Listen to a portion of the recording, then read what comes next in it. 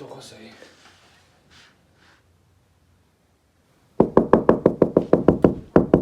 Wie is dit?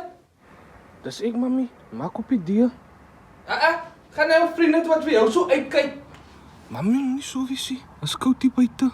Sy se maat my weggejaag. Hy is nie meer slaapplek vir my nie. Sy het gesê hy is nie meer kos vir my woon nie. Moet jy jou probleem myne maakie? honger. Ek is mos net die ma en sy is die kind wat beter weet. Jo. Gaan man.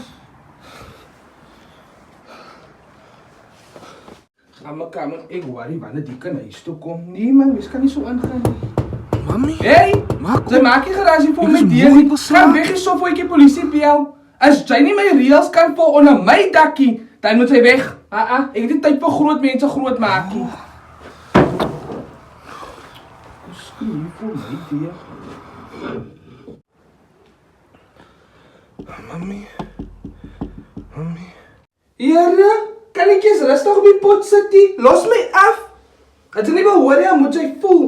Gaan plaai jou vriend wat jy so laat in die aande roep. Ek is siek en sat van 'n kind wat doen en maak soos hy wil. As jy wil groot wees, dan moet jy maar vir jou buite in die wêreld ingaan, want ek is klaar met jou. Ek sal maar onder die kerot slaap. O, Here, ek is so ge-worry waar my kind dwaal.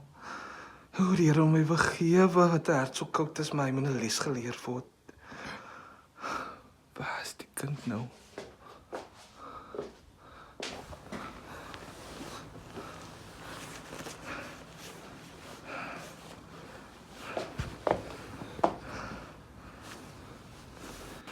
Here, dankie tog, die kind is veilig.